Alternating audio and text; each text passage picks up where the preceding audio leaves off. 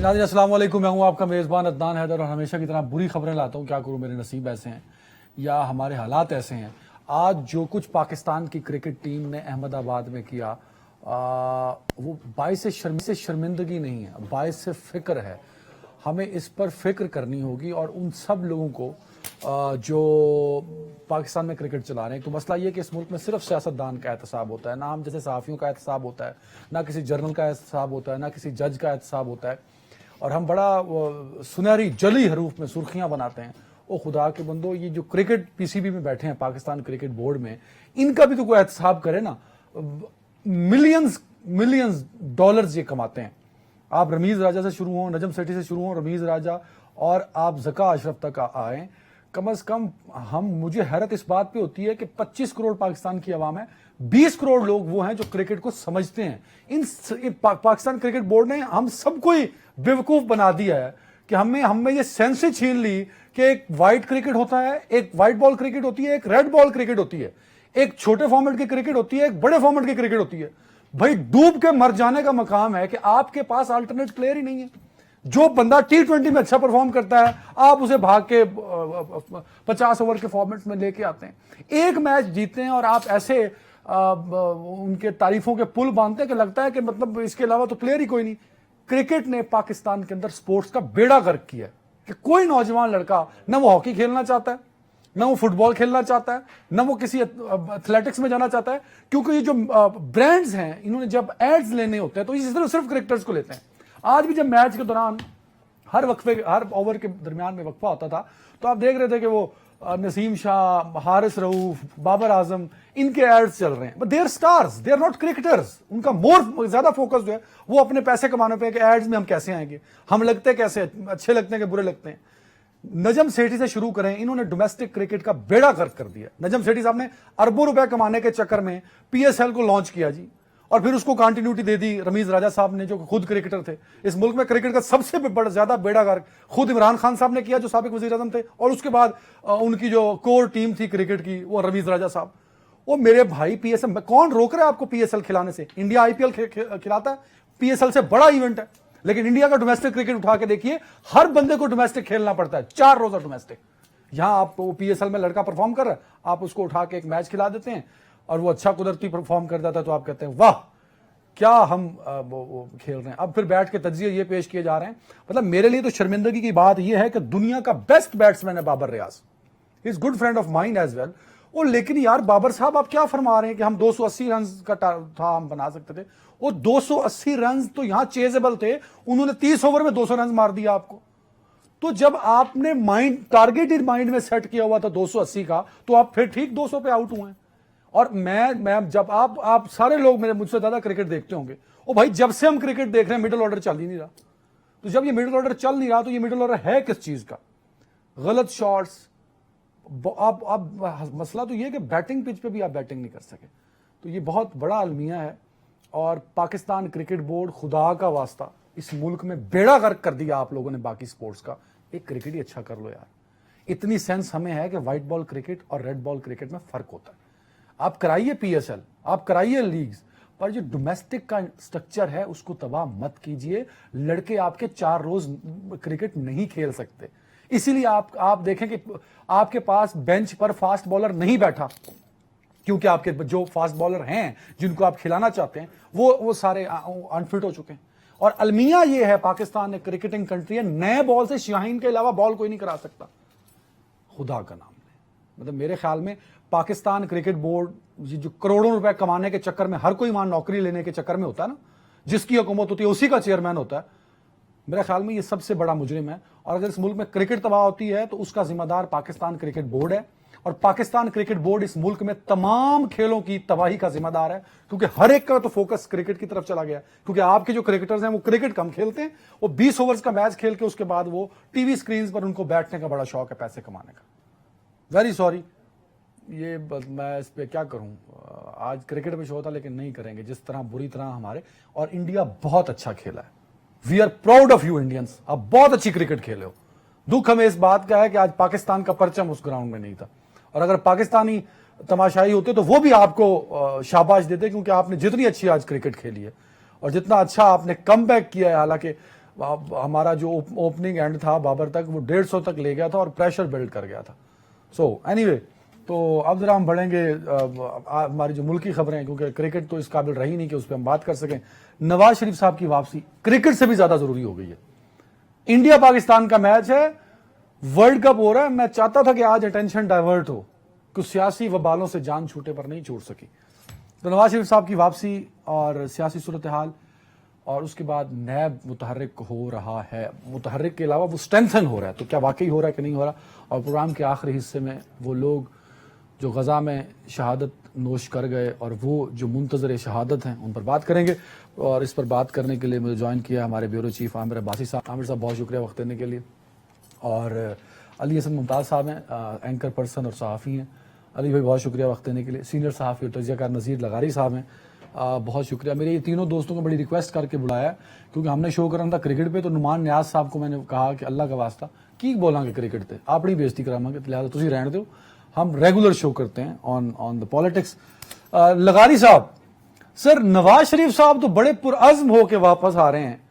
جس طرح ان کو ہائی کمشنر جو ہیں وہ چھوڑنے آتے ہیں ایئرپورٹ پہ, جس طرح پورے پنجاب کے شہروں میں وہ ڈپارٹمنٹ ہوتے ہیں نا, Multan development authority, Rawalpindi development authority, Lahore development authority, وہ کھمبوں سے وہ بینرز اتار دیتے ہیں, وہ بورڈز اتار دیتے ہیں, لیکن ان کی گاڑیاں خود بورڈز اور بینرز لگاتی پھر رہی ہیں نواز شریف کے.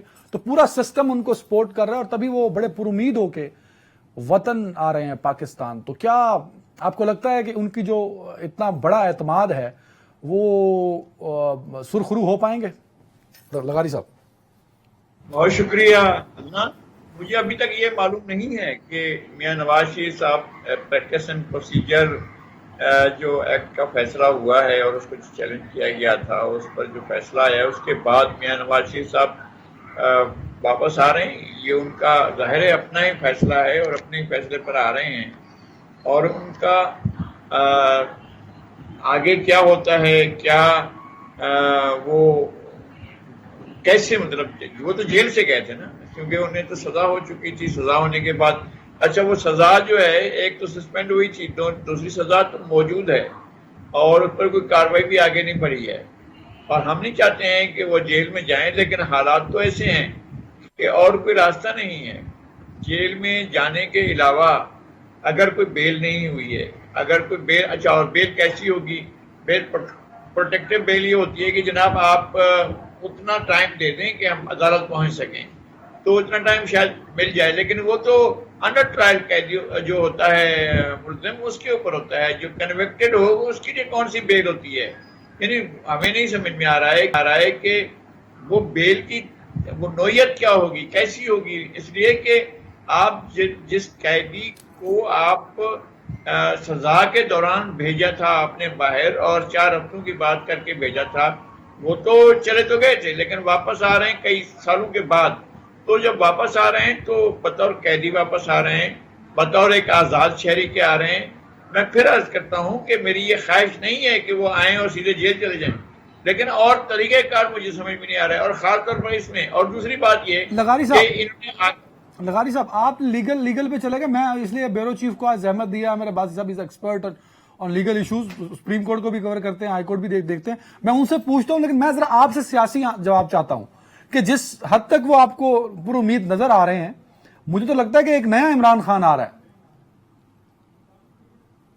چاہے عمران خان کو ہمیں تو کیا اعتراض ہو سکتا ہے, لیکن وہ نہیں. عمران خان کے اوپر جو محنت کی گئی, خاص طور پر ان 16 مہینوں میں تو بہت محنت کی تھی, تمام لوگوں نے مل کر محنت کی. کیا بندہ ہے بھائی, کیا پاپولر ہے, کیا ڈاڈلا ہے, کیا شان ہے. یہ تقاضے پورے کیے جائیں علی جا. جتنی محنت جنرل جیلانی سے شروع کری ہے نواز شریف پہ ہوئی ہے, اتنی 76 سالوں میں کسی پہ نہیں ہوئی. وہ اکیلا چیئرمین تحریک انصاف آپ کو نظر آتا ہے, آپ کا قلم ان کی طرف مڑ جاتا ہے. آپ دیکھیں میرٹ پہ انالائز کریں, آئی ایم ود یو کہ عمران خان کو باقاعدہ لانچ کیا گیا, لیکن نواز شریف تو پورے میزائل تھے سر. جنرل جیلانی سے شروع کریں, اتنا تو میزائل پروگرام ہمارا پرانا نہیں ہے جتنا نواز شریف کی لانچنگ پرانی ہے سر. بالکل صحیح کہہ رہے ہیں آپ بالکل صحیح کہہ رہے ہیں. لیکن میاں نواز شریف صاحب جو ہیں ان نے بہت سی چیزیں صحیح بھی ہیں, بہت سی چیزیں ان نے وقت بھی ڈالا ہے. یہ سارا کچھ ہوا ہے, اور جب وہ اقتدار سے ہٹائے گئے تو بھی ہم نے دیکھا, جب اقتدار میں لائے گئے تو بھی ہم نے دیکھا. اور ان کا لانا اور لینا جس طرح سے ان کا ارینج تھا ان کا بھی ارینج ہی تھا، ایسے نہیں ہے۔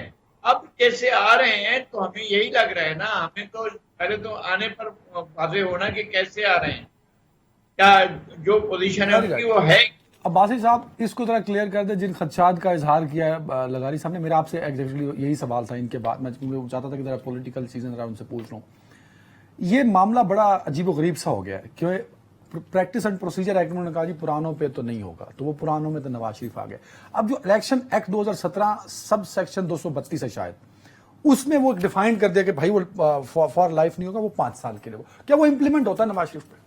دیکھیے اس حوالے سے جو قانونی ماہرین ہیں ان میں ان کی متضاد آراء ہیں کہ کچھ ماہرین یہ سمجھتے ہیں جو مسلم لیگ نون کے ساتھ اٹیچڈ ہیں، جس میں فارمر لا منسٹر بھی ہیں اعظم نذیر تارڑ، انہوں نے کیٹیگوریکلی یہ کہا کہ کیونکہ جب نااہلی تاحیات ہوئی تھی اس وقت کیونکہ کوئی قانون نہیں تھا اور ایک ایمبیگوٹی تھی، اس وجہ سے اب کیونکہ الیکشن ایکٹ میں ترامیم کے بعد یہ کلیریفائی ہو گیا ہے کہ جب بھی کسی پارلیمنٹیرین کی نااہلی ہوگی وہ 5 سال کے لیے اس اسمبلی کی ٹرم کی حد تک ہوگی، لہٰذا اب کیونکہ قانون واضح ہے اور نواز شریف صاحب کی جو نااہلی تھی اس میں قانون آ چکا ہے، اب ان کی جو نااہلی تاحیات تھی وہ ختم ہو چکی ہے صرف 5 سال کے لیے۔ اس میں ایک اور چیز، ان کو اب کورٹ جانے کی ضرورت نہیں ہے، وہ سیدھے مینار پاکستان جائیں۔ نہیں، یہ ان کا حد تک تھا تاحیات نااہلی کا۔ اس کے علاوہ ان کو 2 مقدمات میں سزا ہوئی ہے پیناما کے 2 ریفرنسز میں۔ پہلا ایون فیلڈ ریفرنس ہے جس میں انہیں 10 سال قید کی سزا سنائی تھی احتساب عدالت نے، جی۔ دوسری سزا تھی العزیزیہ میں۔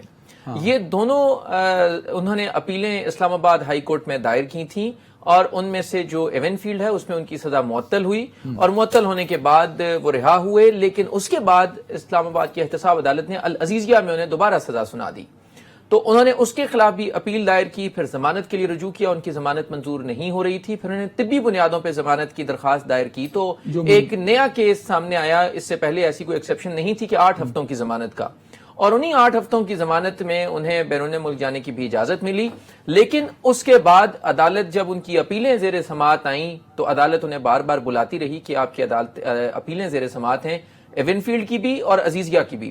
وہ دونوں میں غیر حاضر رہے، عدالت نے ان کے وارنٹ جاری کیے، پھر وہ اشتہاری ہوئے اور عدالت نے ان کی دونوں اپیلیں خارج کر دی۔ اس وقت وہ 2 مقدمات جو سزا ان کی ہوئی ہے ایون فیلڈ میں بھی اور عزیزیہ میں بھی، وہ ان کی سزائیں بحال ہیں اور انہیں جیل جانا پڑے گا، قانون تو یہی کہتا ہے۔ لیکن ان میں وہ ضمانت لے سکتے ہیں، پروٹیکشن بیل ان 2 میں ہو سکتی ہے، ایون فیلڈ اور عزیزیہ میں؟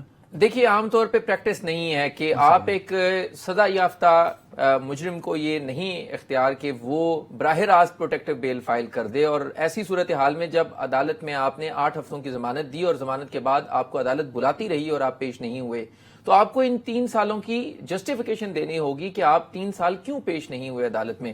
لیکن یہ عام طور پہ یہ کیونکہ ان کا جانا بھی بڑا اپنی ایک چیز اور کلیئر کر دیں تاکہ باقی 2 ممبرز جو ہیں اس پہ ڈیبیٹ کر سکیں، یہ جو 62(1)(f) میں 5 سال میں مان لیتا ہوں 232 کے تحت، جی اب تو وہ 5 سال ہوگا، وہ 5 سال انہوں نے کاٹی نہیں بھائی، وہ تو چلے گئے باہر، وہ تو سارا 4 سال تو گزار دی انہوں نے باہر لندن بیٹھ کے۔ تو یہ تو نیا ٹرینڈ ہو گیا کہ عدنان حیدر کو سزا ہوتی ہے، عدنان حیدر گردے کا آپریشن کروائے اور کہا جی میرا علاج تو چلی تو ہو سکتا ہے، میں فلائٹ لوں اور چلی چلا جاؤں اور بس آخری روز واپس آ جاؤں۔ واہ نہیں، یہ اس میں کیونکہ وہ نااہلی تھی، نااہلی بابا 5 سال تو نااہلی ہے نا، جی 5 سال کی نااہلی تھی، وہ آپ یہاں گزاریں، آپ انگلستان میں گزاریں، آپ امریکہ میں گزاریں، وہ تو جہاں پر آپ گزارنا چاہیں گزار سکتے ہیں، اس میں کوئی پابندی نہیں ہے۔ لیکن کنوکشن کی جو سزا ہے وہ بہرحال ایک ان کے لیے مسائل ہیں، اور وی ڈونٹ نو کہ ان کی جو لیگل ٹیم ہے انہوں نے کیسے انہیں گرین سگنل دے دیا کہ آپ کے آنے سے پہلے ہم ان ساری چیزوں کو سیٹل کر لیں گے اور آپ کی ضمانت بھی ہو جائے گی، کیونکہ اس حوالے سے سپریم کورٹ کی ایک بڑی ججمنٹ کلیئر ہے۔ رانا آصف کیس وکیل صاحب ہیں، ان وکیل صاحب کو سزا ہوئی لاہور ہائی کورٹ سے، انہیں کنٹیمپٹ آف کورٹ کی اور انہوں نے سپریم کورٹ سے رجوع کیا کہ ان کو ضمانت دے دی جائے، تو سپریم کورٹ نے ان کی درخواست مسترد کر دی، اور سردار طارق مسعود بڑے سینئر جج ہیں، سپریم کورٹ کے سینئر پیونے جج ہیں، انہوں نے مسترد کی اور یہ کہا کہ 2015 کی ججمنٹ ہے، قانون ہے کہ جب تک کسی کو سزا ہو جائے اور وہ سزا یافتہ شخص جیل اتھارٹیز کے سامنے سرنڈر نہ کر دے اور پیش نہ ہو جائے تب تک اس کو کوئی ریلیف نہیں دیا جا سکتا، اور براہ راست وہ آ کے عدالت میں سرنڈر کر کے یہ نہیں کہہ سکتا کہ اس کو ضمانت دے دی جائے۔ اس میں قانون کلیئر ہے، یہ ایک بڑا چیلنج ہے پی ایم ایل این کی لیگل ٹیم کے لیے کہ وہ کیسے اس قانون اور اس آرڈر کی موجودگی میں عدالت کو قائل کر لیتے ہیں کہ انہیں بالکل ریلیف ٹھیک دے ہے، دیا جائے۔ بالکل ٹھیک ہے۔ علی حسن ممتاز صاحب، لاہور کیونکہ وہاں انہوں نے آنا ہے، مینار پاکستان، یہ بتائیں سب سے پہلے کہ وہاں کیا تیاریاں بڑے زور و شور سے جاری ہیں، اور دوسرا ان تمام لیگل مسائل کے باوجود جس طرح نون لیگ بیہیو کر رہی ہے، مطلب ہمیں تو یہی فیل ہوتا ہے کہ ان کا کوئی بھی مسئلہ نہیں ہے، وہ سارے لیگل مسئلے حل ہو جائیں گے ان کے آتے ہی۔ جی بہت بہت شکریہ عدنان۔ سب سے پہلے تو یہ کہ آپ کے ساتھ ہمارے پیارے بھائی عامر سعید عباسی صاحب موجود ہیں، ان کو میں مبارکباد بھی دینا چاہوں گا، اور نذیر لغاری صاحب ہمارے لیے قابل احترام بھی ہیں، اور ساتھ میں ایسا نہیں ہے کہ وہ پیارے نہیں ہیں، پیارے بھی بہت ہیں، اور آپ سے جو ہماری محبت ہے وہ ہو سکتا ہے کسی دن مروائے گی۔ آپ نے آج بڑا سنا ہے کہ جذباتی آپ نے پروگرام کا آغاز کیا ہے، ظاہر آپ کا بڑا جذباتی تھا، وہ آپ نے میچ کا سارا سر میں تو غصہ جو ہے اس وہ ملک کا پروگرام کے بیڑا ذریعے غرق میں ہی نکال کرکٹرز دیا۔ نے کر دیا ہے، مطلب میں کیا کہوں ان کرکٹرز کو۔ اس ملک نہیں میں وہ باقی رہی سی کسر جو ہے وہ ذکا اشرف صاحب نے نکال دی۔ اس ملک میں جمہوریت کو الٹی چھری سے ذبح کیا ایک کرکٹر نے، اس ملک میں سپورٹس کا خاتمہ کیا انہی کرکٹرز نے۔ میرا رونا تو بجا ہے نا سر۔ نہیں لیکن بات یہ ہے کہ اگر ذکا اشرف صاحب سے آپ تھوڑی سی بات کر لیتے، ان سے کہہ دیتے کہ آپ جا کر جو موٹیویشن اسپیکر بن کے، قاسم علی شاہ بن کر اگر آپ وہاں پہ ٹیم کے ساتھ بات نہ کرتے اور ان کو ٹیم مینجمنٹ کے حوالے چھوڑ دیتے اور وہی کرتے تو میرا خیال میں زیادہ بہتر رہتا۔ تو ہمارے لیے خیر میچ ایک میچ ہے، آگے بھی کرکٹ ٹورنامنٹ میں کافی کچھ ہے، پریشان نہ ہو، انشاءاللہ اللہ بہتر کرے گا۔ آپ کا اگر کوئی آج جذباتی نقصان ہوا ہے، گمانی نقصان ہوا ہے تو وہ اللہ کرے۔ علی بھائی بات سنیں، میں دیکھیں میرا پوائنٹ بڑا ویلڈ پوائنٹ ہے بھئی، آپ کے لڑکے شارٹ فارمیٹ کے ہیں 20 اوورز کے، آپ انہی 20 اوور کے فارمیٹ کے لڑکوں کو اٹھا کے 50 اوور کے فارمیٹ میں ڈال دیتے ہیں یار۔ بھئی کامن سینس ہے، میری ہاکی بند ہو گئی، میری فٹ بال بند ہو گئی، میری جمناسٹک بند ہو گئی، میرا سکواش بند ہو گیا، تو I am expert of cricketer نا، Pakistan is expert of cricket. او بھائی تو ہمیں تو بے وقوف مت بناؤ نا، ہمیں پتہ ہے حارث رؤف کی کیپیسٹی کیا ہے، ہمیں پتہ ہے وسیم جونیئر کی کیپیسٹی کیا ہے۔ آپ کے پاس شاہین کے علاوہ ایک بالر نہیں ہے جو نئے بال سے بال کر سکے۔ یار خدا کا نام لو یار، you are going to the world cup. دیکھیں اس کا ایک حل ہے عدنان، ابھی جو آپ نے مجھ سے سوال پوچھا تھا نواز شریف صاحب کے حوالے سے، اگر نواز شریف صاحب کی طرح امپائر ملا لیے جائیں اور پھر اگر باری کی جائے تو میرا خیال میں ہو سکتا ہے کہ رنز کچھ زیادہ سکور بورڈ پر ہوتے، ہم کچھ زیادہ بہتر پرفارم کر پاتے۔ اور نواز شریف صاحب جو واپس آ رہے ہیں تو امپائر ان کے ساتھ کوئی ہے یا نہیں، یہ بھی عامر سعید عباسی صاحب جو تفصیل بتا رہے تھے اس کے مطابق تو اگر آپ قانونی نقطہ نظر سے دیکھیں تو ان کا واپس آنا اور واپس آ کر اگر وہ سمجھتے ہیں کہ وہ آرام سے اطمینان سے جائیں گے اور سارے پاکستان پہ جلسہ کریں گے تو وہ ہوتا ہوا نظر نہیں آ رہا ہے۔ لیکن اگر آپ ماضی میں دیکھیں کہ کیا ہوتا رہا، جیسا کہ ایک دفعہ اسلام آباد ہائی کورٹ میں پوچھا گیا کہ جی آپ اعتراض کرتے ہیں، پی والوں سے پوچھا گیا کہ نواز شریف صاحب چلے گئے، آپ میں سے کسی نے اس کو جو ہے وہ ایشو کو ریز کیوں نہیں کیا ہے؟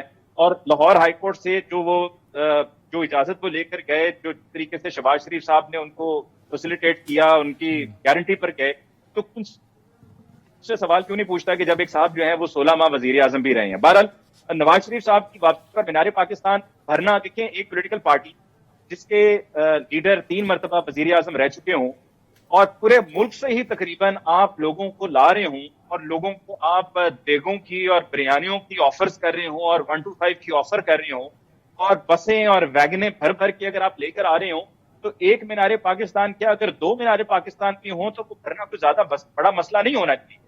لیکن جو اصل گراؤنڈ ریالٹی ہے اس کو سمجھنے کی ضرورت ہے، اور وہ گراؤنڈ ریالٹی یہ ہے کہ جتنے بھی لوگ آئیں گے وہ لوگ ہیں جو وہاں پر آ جائیں گے، چلے جی جلسے میں چلے گئے، ایک وہاں پر ہلا گلا ایک ایکٹیویٹی ہے چلے گئے، لیکن کیا وہ آپ کا ووٹر ہے یا نہیں؟ کیونکہ اب تک جو آپ نے چھوٹے جلسیاں کی ہیں یہ اچھی اہم پوائنٹ ہے۔ میں اس پہ تاریخ کا حوالہ لیتا ہوں۔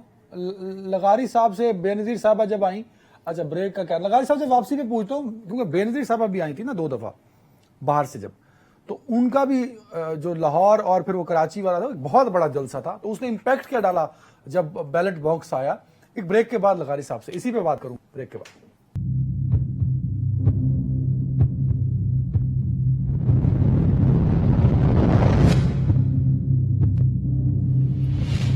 Welcome back. نذیر لغاری صاحب، جو علی حسن ممتاز صاحب بات کر رہے تھے، یہ بھی ایک پرسیپشن جو ہے وہ لوگوں میں بلڈ ہو رہا ہے کہ آف کورس وہ جلسہ بھر لیں گے، جتنے ٹکٹ ہولڈرز ہیں پنجاب میں ان سب کے ذمہ لگایا گیا ہے، باقاعدہ سافٹ ویئر اپڈیٹ بنایا گیا ہے کہ اس میں ریکارڈ ڈالا جائے گا کہ علی ممتاز کتنے بندے لایا، عامر عباسی کتنے لایا، عدنان حیدر کتنے لایا، تو وہ کراؤڈ بڑا اکٹھا کر لیں گے۔ علی ممتاز صاحب کا جو پوائنٹ ہے وہ لوگوں میں پرسیپشن بھی ہے کہ بڑا لوگوں کا مجمع اکٹھا کر لینے کا یہ مطلب نہیں ہے کہ آپ الیکشن میں بھی اچھا ٹرن آؤٹ دے سکیں. مجھے ذرا تاریخ کے حوالوں سے بتائیں کہ جب بے نظیر صاحبہ آئیں اپنی شہادت سے پہلے اور پھر وہ جو پہلے الیکشن سے پہلے، تب بھی سنا کہ بہت کراؤڈ تھا جنہوں نے ان کو ویلکم کیا تھا، تو اور آف کورس وہ کراؤڈ پھر کنورٹ بھی ہوا ووٹ بیلٹ پیپر میں. سر ایک تو 1986 کا ہے ان کا جو استقبال ہوا تھا میرے خیال میں لاہور میں، اس سے پہلے ایک موقع ایسا تھا کہ جب پورا لاہور ایئرپورٹ پر تھا، جب ذوالفقار علی بھٹو پہلی بار جیل سے، یعنی جنرل ضیاء کی جیل سے یہ رہا ہوئے تھے 30 یا 31 اگست کو، 30 یا 31 جولائی کو، اور اس کے بعد وہ واپس آئے اور پھر لاہور گئے تھے. نہیں جنرل ایوب سر آپ شاید غلط تھوڑا تصحیح کیجیے گا کہ میں ایک دفعہ وہ جنرل ایوب کی دفعہ بھی آیا تھا ٹرین پہ. نہیں وہ بالکل دوسرا موقع تھا. یہ جنرل ضیاء کے دور میں جب یہ ان کو 5 جولائی کو گرفتار کرنے کے بعد یہ گورنر ہاؤس مری میں رکھا گیا، اور جب واپس آئے اور واپس پہنچے تھے، یہ 30 جولائی کو پہنچے تھے اور 31 کو وہاں رہے تھے. اس کے بعد یہ چند دنوں کے بعد گئے تھے لاہور. تو اس دن لاہور جو ہے پورے کا پورا لاہور کومیڈ کر ایئرپورٹ پر پہنچا ہوا تھا. بلکہ اس دن یہ بھی ہوا تھا کہ حنیف رحمی صاحب رستے میں لوگوں کو مل گئے، ان کے ساتھ زیادتی ہوئی. مولانا شاہ من نورانی محمد ان کے ساتھ زیادتی ہوئی تھی، کچھ لوگوں نے یہ کیا تھا، اور مولانا صاحب نے اس پر ناراضگی کا اظہار کیا تھا. تو ایک تو یہ ہے کہ بھٹو صاحب کا وہ جو استقبال تھا وہ بھی مثال تھا اس تاریخ کا. پھر بے نظیر کا جو 1986 کا استقبال ہے اور اپریل میں جب آئی ہیں تو وہ بہت ہی بے مثال تھا. اس کو اب تک کوئی توڑ نہیں سکا اس ریکارڈ کو. مجھے لگتا ہے کہ آئندہ مستقبل میں ایسا ممکن ہوگا کہ کوئی اس ریکارڈ کو توڑے. اور پھر بے نظیر 5 مئی کو اسی سال 86 میں کراچی پہنچی تھی، وہ بھی ایک بے مثال. لیکن یہ جو حالیہ آمد بھی جب اکتوبر میں 17 اکتوبر کو لینڈ کیا، 18 گھنٹے مسلسل چلتے ہوئے 4.5 کلومیٹر، 4 کلومیٹر سے بھی کچھ گز آگے، یعنی کہ 4 کلومیٹر 4.25 کلومیٹر کا فاصلہ انہوں نے 18 گھنٹے میں کیا. اور جب وہ روانہ ہو رہی تھی، جہاں چلتا ہونا تھا جلسہ کا اس کو بھرا ہوا تھا 24 گھنٹے پہلے، اور جب واقعہ ہوا اس کو بھرا ہوا تھا. اور یہ جو یہاں کٹھا سے حالوں کے بعد انسان تھے کراچی تک، اور ادھر لغاری صاحب ایک چیز ایڈ کیجئے گا. لغاری صاحب آپ نے بولا کہ جو 4.5 گھنٹے کا وقت ہے، کلومیٹر کا ٹائم ہے، وہ 18 گھنٹے میں طے کیا محترمہ نے. تو جب محترمہ 18 گھنٹے اس ٹریول میں رہیں تو جہاں جلسہ ہونا تھا وہاں کراؤڈ موجود رہا، اپنی جگہ پہ تھا کراؤڈ؟ گھنٹے مطلب جب 7 بجے ایئرپورٹ پر لینڈ کیا تو کراؤڈ وہاں موجود تھا. 7 بجے یہ چلیے صبح 7 بجے آنے کے بعد ظاہر ہے ٹریکٹر چڑھنے میں ہم تک سمجھتے ہیں کہ آدھا گھنٹہ لگا ہوگا، 1 گھنٹہ لگ گیا ہوگا. اس کے بعد انہوں نے چلنا شروع کیا. رات کو 1 بجے پہنچی ہیں جب یہ دھماکہ ہوا تھا. وہ صبح 7 بجے سے 12 گھنٹے ہو گئے، شام 7 بجے. اس کے بعد رات کو 1 بجے تک جو ہے وہ پہنچی ہیں. اس وقت سر اس کراؤڈ کو دیکھیے، اس واپسی کو دیکھیے، اور نواز شریف کی واپسی کو جب آپ سن رہے ہیں ابھی، تو وہ جب ایگزیکیوٹ ہوگی تو کیا دیکھتے ہیں آپ؟ میں چاہتا ہوں اس سے زیادہ ہو، لیکن نہیں ہوگا نا. اچھا وہ کچھ بھی کر لیا جائے. اچھا وہ انوالومنٹ کہاں سے لائیں گے آپ؟ وہ لوگوں کا وارفتگی کہاں سے لائیں گے؟ لوگ جو لاش بننے کے لیے تیار تھے وہ کہاں سے لائیں گے؟ لوگ جو جانثار تھے وہ اس کے باوجود کہ دھماکہ ہو چکا ہے پھر انہیں اپنی فکر نہیں ہے. جو جن کی ٹانگیں نہیں ہیں ساتھ، جن کے ہاتھ نہیں، وہ پوچھتے ہیں بیوی کیسی ہیں. اس حالت آخری سانس لیتے ہوئے لوگ پوچھ رہے ہیں کہ بیوی کہاں ہیں. جن کی بالکل حد تک اٹھا کر لے گئے ان کو، وہاں پڑے ہوئے تھے وہاں. Very right sir, very right. Abbasi صاحب ذرا ٹیکنیکل مسئلہ ہمارا حل کیجئے گا کہ نواز شریف صاحب کا اب تک کا جو پلان ہے، جو ایگزیکیوٹ ہونے کے لیے تمام تر جو ہے کار فرما ہو رہی ہیں ساری چیزیں، وہ یہ ہے کہ وہ ایئرپورٹ اتریں گے 6 بجے. اب لغاری صاحب کہہ رہے ہیں کہ محترمہ اتری تھی صبح 7 بجے، تو وہ تو چلو سارا دن انہوں نے گزارا. اب 6 بجے جب وہ لاہور ایئرپورٹ پہ لینڈ کریں گے، اب یہ تو نہیں ہو سکتا نا کہ وہ صبح آ کے 7 بجے جلسہ کریں. تو اسی رات انہیں 12 ساڑھے 12 1 2 بجے اس کو ختم کرنا پڑے گا. تو بے نظیر صاحبہ والے 18 گھنٹے تو نہیں ہو سکتے. اب مجھے یہ بتائیں کہ ایک شخص جو مطلوب ہے، ایک شخص جو کنوکٹڈ ہے، اور ضمانت جو پروٹیکٹڈ بیل کی بات ہو رہی ہے، اس کا تو پریسیڈنٹ ہی نہیں ہے نا ہمارے پاس ابھی تک 76 سالہ تاریخ میں. تو وہ کیسے ایک مینار پاکستان جلسے میں جائیں گے سر؟ دیکھیے بہرحال یہ تو تمام قانون نافذ کرنے والے اداروں کے لیے ایک بڑا چیلنج ہے اور گورنمنٹس کے لیے بھی کہ وہ کیسے الاؤ کریں گی، کیونکہ لیکن حیران کن طور کے اوپر جو لیگل ٹیم ہے پی ایم ایل این کی، جس میں اعظم نذیر تارڑ ان کو سپروائز کر رہے ہیں، امجد پرویز ہیں اس میں، وہ بہت زیادہ پرامید ہیں کہ ہمیں پروٹیکٹیو بیل مل جائے گی، اور وہ کہتے ہیں کہ کچھ پریسیڈنٹس موجود تھے لیکن ہیں ویسے پریزیڈنٹ؟ جی پریسیڈنٹس، ایون سپریم کورٹ اپنی ججمنٹ میں بھی کہہ چکی ہے کہ کچھ 2012 کے کیسز تھے جس میں کچھ لوگوں کو ضمانت ملی تھی، لیکن وہ بھی اس صورت میں ملی تھی کہ جب انہوں نے ڈائریکٹلی عدالت میں آ کے سرنڈر کیا تھا، اور پروٹیکٹیو بیل بھی نہیں تھی، وہ پری اریسٹ بیل تھی۔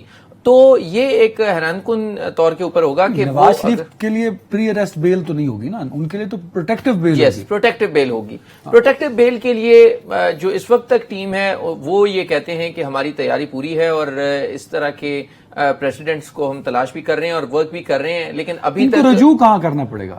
دیکھیے اسلام آباد ہائی کورٹ نا، مینلی ان کا کیس تو اسلام آباد ہائی تو کورٹ وہیں میں سے ہے۔ لیں گے نا، اور کہاں سے لیں گے؟ یس نہیں، لیکن کیونکہ لینڈ وہ لاہور کر رہے ہیں، ہاں۔ تو ان کے وکلا کی یہ تیاری ہے کہ ہم لاہور ہائی کورٹ سے رجوع کریں گے، کہ کیونکہ ان کا ایک پلان بنا کہ وہ واپس آ رہے ہیں لاہور میں لینڈ کر رہے ہیں، لہٰذا انہیں اسلام آباد ہائی کورٹ آنے تک پروٹیکٹیو بیل دے دی جائے، اتنا موقع دے دیا جائے کہ وہ لینڈ کریں۔ ٹھہرے آپ یہ کہہ رہے ہیں کہ وہ لاہور ہائی کورٹ جائیں گے کہ انہیں اسلام آباد ہائی کورٹ تک پروٹیکٹیو بیل دی جائے، یہ ایک آپشن ہے، اور اس بیچ میں وہ جلسے سے خطاب کر لیں گے۔ ایگزیکٹلی دیکھیے وہ جب پروٹیکٹیو بیل ہوتی ہے وہ عام طور پہ کچھ گھنٹوں کی نہیں ہوتی، بلکہ وہ 3 دن 4 دن یا 5 دن کی ہوگی، تو وہ اگر انہیں لیٹ سپوز 18 تاریخ کو یا 19 تاریخ کو ملتی ہے تو وہ یہی ریکویسٹ کریں گے کہ اگر 21 کو لینڈ کرنا ہے تو ہمیں 23 تاریخ تک آپ یا 22 تاریخ تک آپ پروٹیکٹیو بیل دے دیں۔ اگر وہ اسلام آباد ہائی کورٹ میں اپیل کریں اور خود بائے ایئر آ جائیں لاہور سے اسلام آباد تھوڑی دیر کے لیے، عرفان صدیقی صاحب نے لکھا یہ کالم میں بڑا ڈھکے چھپے الفاظ میں، اور پھر وہ واپس چلیں جائیں بیل لے کے، یہاں سے لے سکتے ہیں بیل؟ نہیں دیکھیے بیل لے تو سکتے ہیں، لیکن اب بات یہ ہے کہ ان کا جب پاکستان کی سرزمین پر لینڈ کرنا وداؤٹ بیل، یہ بہرحال ہمارے جو قانون نافذ کرنے والے ادارے ہیں ان کے لیے ایک چیلنج تو ہوگا کہ وہ کیسے الاؤ کریں گے کہ ایک شخص جس کے بارے میں یہ آرڈرز ہیں کہ وہ مطلوب ہیں ان کو گرفتار کر کے پیش کیا جائے، اور کیسے ان کو الاؤ کیا جائے گا کہ وہ ایئرپورٹ کے راستے سے آئیں، اپنی پولیٹیکل ایکٹیویٹی کریں، اس کے بعد وہ جب اپنے تمام کام سے فارغ ہو جائیں اور اس کے بعد وہ عدالت آ جائیں، اور عدالت پھر کیسے ان کو یہ کرے گی۔ بہرحال یہ اپنی نوعیت کا ایک منفرد کیس ہی ہوگا، کیونکہ ان کا جانا بھی اس ملک میں منفرد مارشل لا لگتے رہے، جیسے اس ملک میں 90 روز میں الیکشن ہوتے رہے، تو بڑے ہی بھولے ہیں عامر عباسی صاحب۔ آپ علی حسن ممتاز صاحب، سر یہ بتائیں عامر عباسی صاحب کی معصومیت کے بعد میرا خیال میں آپ صرف رپورٹ کریں کہ لاہور میں حالات کیسے ہیں اور نواز شریف کی تیاری کو لے کے لوگ کتنے پرجوش ہیں وہاں پہ۔ دیکھیں عامر سعید عباسی صاحب کی معصومیت نہیں ہے، دراصل عامر سعید عباسی صاحب قانون کی جو بات ہے وہ کر رہے ہیں، اور لیگل ایسپیکٹ کیا ہے اس پر بات کر رہے ہیں، اور ہمیں بھی یہی سکھایا جاتا ہے کہ جی قانون جو کہتا ہے اس پر عمل ہونا چاہیے، ہمیں قانون کے تقاضوں کو پورا کرنا ہے، سب برابر ہیں، کوئی فرق نہیں ہے، کوئی تفریق نہیں ہے۔ اب اگر تفریق نہیں ہے جو بات آپ کر رہے ہیں، تو نواز شریف صاحب جو پاکستان سے گئے 8 ہفتوں کے لیے اور واپس آ رہے ہیں 4 سال کے بعد، اور واپس آتے ہوئے ان کو ہمارے وہاں پہ لندن میں ہائی کمشنر ڈاکٹر فیصل صاحب ان کے ساتھ وہاں پر ایک بڑی خصوصی ملاقات کرتے ہیں، اور اس ملاقات میں ان کو بیانیے کی رائے دے رہے ہیں، وہ پوچھ رہے ہیں، بتا رہے ہیں کہ جی کیا بیانیہ ہونا چاہیے، اور نواز شریف صاحب کی آگے سے یہ کہہ رہے ہیں کہ جی تسی دسو۔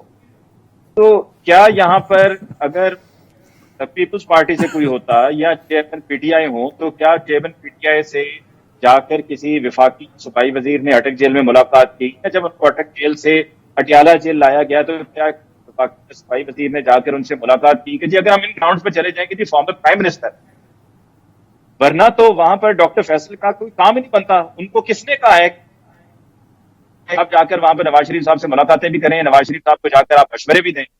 تو جب وہ واپس آئیں گے اس میں یہ بھی ایک رائے تھی کہ شاید ہو سکتا ہے کہ وہ لاہور آنے کے بجائے وہ اسلام آباد پہلے لینڈ کریں، اور جو ابھی آپ بات کر رہے تھے شام 6 بجے پہنچنے کی، وہ اطلاعات یہ آ رہی ہیں کہ جی لینڈنگ ان کی دوپہر تقریباً 1:30 بجے ہے، لیکن اگر 1:30 بجے بھی وہ لینڈ کرتے ہیں اور مینار پاکستان انہوں نے جانا ہے، تو جہاں پر لاہور ایئرپورٹ ہے وہاں آپ جا کر استقبال تو چلیں لاہور سامنے سے اور وہیں پر اگر کوئی کرنا ہے. آپ کی آڈیو ڈسٹارٹ ہو رہی ہے, ایک بریک یار, ایسا نہیں.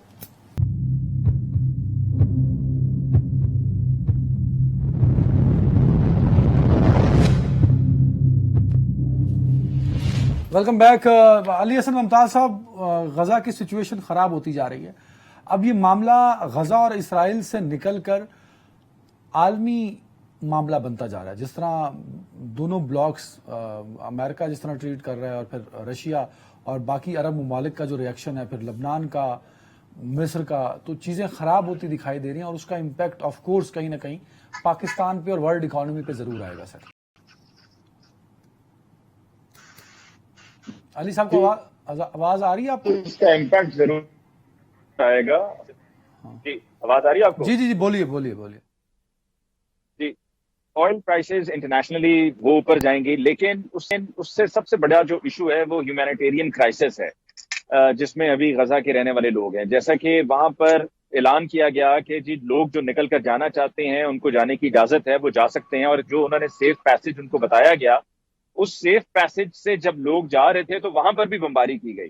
پھر صحافیوں کی کوئی تفریق نہیں, جو میڈیکل ایڈ فراہم کرنے کے لیے وہاں پر ریڈ کریسنٹ کی ٹیم تھی ان پر کوئی تفریق نہیں. پھر ایک انٹرنیشنلی ایک ایسا امپریشن بلڈ کیا جا رہا ہے, ایک نیریٹو بلڈ کیا جا رہا ہے کہ جیسا کہ ظلم وہاں پر غزہ میں رہنے والے فلسطینیوں پر نہیں ہو رہا ہے, بلکہ الٹا اسرائیلیوں پر ظلم ہو رہا ہے. اور ایک ہی سٹوری لے کر بار بار چلے جا رہے ہیں کہ جی وہاں پر بچوں کے, خواتین کے سر قلم کیے گئے, جس کی کوئی ایویڈنس موجود نہیں ہے, وہ صرف ہیئر سے ہے. اور پھر جب ان سے یہ پوچھا جاتا ہے, جیسا کہ ایک فارمر ڈیپٹی پرائم منسٹر تھے اسرائیل کے, ان سے یہ پوچھا گیا کہ آپ وہاں سے لوگوں کو نکلنے کی اجازت کیوں نہیں دیتے, تو انہوں نے کہا کہ جی وہ مشروط ہے. اگر حماس اپنی کارروائیوں کو روکتا ہے تو لوگوں کو وہاں پر تمام تر سہولیات فراہم کی جائیں گی, پانی بھی, بجلی بھی, کھانا بھی, ادویات بھی. لیکن اگر حماس ایسا نہیں کرتا ہے تو پھر وہاں پر لوگوں کو یہ ریلیف نہیں دیا جائے گا. پھر یہ بھی ایک سوال اٹھایا گیا کہ اگر آپ لوگوں کو حماس کی وجہ سے وہاں پر بالکل ہی کارنر کر رہے ہیں تو آپ ان کو آنے دیجیے, آپ ان کو جو جانے کا راستہ بھی دے رہے ہیں وہاں کے بجائے اسرائیل کی طرف آنے دیں انہیں. انہوں نے کہا جی وہ بھی نہیں ہو سکتا ہے. تو یہ ہٹ دھرمی ہے اور جو بدماشی ہے, جو ظلم ہے, اس کے خلاف اب پوری دنیا میں آواز اٹھائی جا رہی ہے, اور انٹرنیشنلی بھی مغربی ممالک میں جو عقل سمجھ بوجھ رکھنے والے. سر ویری رائٹ. اب عامر باعث صاحب, میڈیا کا بڑا امپورٹنٹ رول ہونا چاہیے. انفارچونیٹلی پاکستان, پھر میرا بی پی اوپر نیچے ہو جائے گا کہ ہمارے پاس there is no single English news channel. ہم جو یہاں پہ مجلس پڑھتے رہیں وہ ویسے والوں کو سمجھ ہی نہیں آنی. وہ پی ٹی وی ورلڈ ایک انگریزی چینل ہے, ان کی انگریزی صرف ان کو ہی سمجھ آتی ہے, نہ اس کی کوئی ریچ ہے, نہ اس کی کوئی پروگرامنگ ہے. ہم لیک کر رہے ہیں, اور یہ میجورٹی ایک الجزیرہ ہے جو صحیح پکچر پریزنٹ کر رہا ہے. پاکستان 25 کروڑ آبادی کا ملک ہے. جو رول آف میڈیا ہے آپ کا زیرو ہے. مطلب روز ٹی وی پہ غزہ کرتے رہیں تو کوئی نہیں سنے گا, کیونکہ آپ کا میڈیم ہی کچھ اور ہے. ذرا اس پہ کمنٹ کریں, کیونکہ سوشل میڈیا پہ بھی ہم کنٹرول نہیں کر پائے, تو غزہ کی آواز تو ہم بن سکتے ہیں نا سر.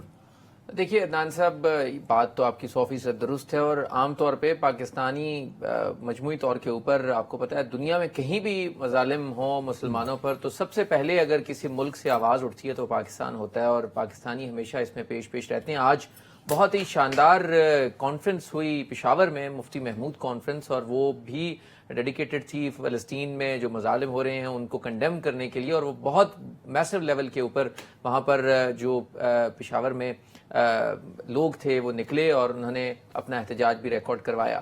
لیکن مجموعی طور کے اوپر جو مسلم امہ ہے اس کو اکٹھے ہونے کی ضرورت ہے. ہمارے پاس بڑے بڑے فورمز ہیں, ہمارے پاس دنیا کی کون سی ایسی جو ہے وہ طاقت جو مسلمان ممالک کے پاس نہیں ہے, لیکن نہیں ہے تو صرف اتحاد نہیں ہے, نہ ہی وہ منظم ہیں, نہ ہی وہ یکجا ہو کر کسی موضوع پر بات کرتے ہیں. اسرائیل کے لیے پورا یورپ, پورا ویسٹ, پورا امریکہ کے تمام اتحادی اکٹھے ہو جاتے ہیں, لیکن المیہ ہے کہ سر ویری رائٹ. نذیر لغاری صاحب, ایک تو ذرا رول آف میڈیا بتا دیجیے گا کہ ہم بہت لیک کر رہے ہیں اور اس کی وجہ کیا ہے, اور دوسرا یہ بھی بتائیے گا کہ حماس اور غزہ پہ جو کچھ ہو رہا ہے اس کا امپیکٹ کیا آئے گا ایٹ دی اینڈ. سر معاملات بڑھیں گے یا کہیں آپ کو لگتا ہے جس طرح امریکی وزیر خارجہ جہاز لے کے نکلے ہوئے ہیں معاملات کنٹرول میں ہو جائیں گے؟ سر چیزیں کنٹرول ہونے کی طرف جا رہی ہیں. یہ مسلمان دنیا کے اندر ایک جو چیز ہونی چاہیے تھی وہ نہیں ہے. ہمیں اعتراف کرنا چاہیے کہ ہمارے وسائل ہیں، اسلامی دنیا کے پاس بہت کچھ ہے اور ان کے پاس بڑی طاقت بھی ہے، لیکن ایک دفعہ کہا تھا جارج بش نے، کیا ہے بھائی تم لوگ کا کیا، اور ساری عرب اسلامی دنیا کی اور عرب دنیا کی پوری اکنامی ملا کر بھی ہمارے ایک چھوٹے سے اسپین کے برابر بھی نہیں ہے، یہ انہوں نے کہا تھا۔ لیکن اگر یہ کرائسس پڑتا ہے جس طرح سے یوکرین کی وجہ سے ایشو بنا ہے، اور یہاں سے عرب دنیا سے بھی اگر سپلائیز رک جاتی ہیں، آپ کی یہ جو خلیج کی یہاں سے اگر آپ کی سپلائیز رک جاتی ہیں، لیکن کون روکے گا؟ پھر وہی ہم بات کرتے ہیں نا کہ یہاں پر کوئی ویل ہونی چاہیے، وہ تو نہیں ہے ہمارے پاس، ہمارے لیڈرشپ کے پاس ایسا کوئی نہیں ہے۔ مسئلہ صرف یہ ہے کہ کیا فیصلہ ہوتا ہے، چونکہ یہ بہت کمزور پڑے ہیں یوکرین وار میں، اور یوکرین وار نے ان کے گھروں کے چولہے ٹھنڈے کر دیے ہیں، اور ان کے ساتھ بڑے کرائسس آیا ہے یورپ میں۔ اب یورپ جو ہے وہ ڈائیورٹ کر رہا ہے چیزوں کو کہ اسلامی دنیا کے اوپر بوجھ ڈالا جائے اور ان کو اور زیادہ کارنر کیا جائے، اس سے وہ کیا حاصل کر پائیں گے؟ ظاہر ہے وہ جو ڈکٹیٹ کرتے رہے ہیں وہ تو ہوگا، لیکن کیا ہوگا؟ مطلب یہ کہ اگر آپ پش کر رہے ہیں جس طرح سے شام کو پش کیا جا رہا ہے، لبنان کو پش کیا جا رہا ہے، لبنان اور شام پر باقاعدہ اٹیک کیے جا رہے ہیں، غزہ کو بالکل ان کا خیال یہ ہے کہ وہ اس کی پوری آبادی کو نکال کر پھینکیں گے، تو اس کے بعد جو انسانی اگنی جنم لیں گے ان کا ان کو اندازہ شاید نہیں ہے۔ وہ پھر کیا ہوگا، کتنے خودکش بمبار پیدا کریں گے، کتنے لیلا خالد پیدا ہوں گے، کتنے اور لوگ پیدا ہوں گے، ان کو اس کا اندازہ نہیں ہے۔ سر ویری رائٹ، بہت شکریہ نذیر لغاری صاحب، ولی سے ممتاز صاحب، عامر عباس صاحب۔ ناظرین، اگر معاملات کنٹرول میں نہ کیے گئے تو اس کا امپیکٹ پوری دنیا پر جائے گا، جس طرح اسرائیل مسلسل بمباری کر رہا ہے وہ لبنان، اور اگر رخ خدا نہ خواستہ لبنان میں انفلٹریٹ کر گیا یا ایران کی طرف بھی مڑا تو وہ خطہ ایک مرتبہ سے پھر جنگ کی لپیٹ میں ہوگا۔ پر یہاں یہ بھولنا بھی ضروری نہیں ہے کہ اسرائیلی بندرگاہوں پر امریکی بحری بیڑا، تمام ایئر فورس جو یو ایس ایئر فورس کے جہاز اور اکوپمنٹس ہیں اس کے ساتھ موجود ہیں، اور ان کی جانب سے بھی اگر فائر ہوتا ہے تو معاملات خراب ہو سکتے ہیں۔ اور اس دفعہ سعودی عرب اور محمد بن سلمان ایک مضبوط ایفرٹ کر رہے ہیں۔ انفارچونیٹلی پاکستان اکلوتا ایٹمی پاور اور 25 کروڑ آبادی کا ملک آئینی، سیاسی اور معاشی بحران میں پھنسا ہوا ہے، ہم کچھ نہیں کر سکتے۔ تو آئی ایم سوری غزہ کے لوگوں۔ خیر رکھیے گا ناظرین، اللہ حافظ۔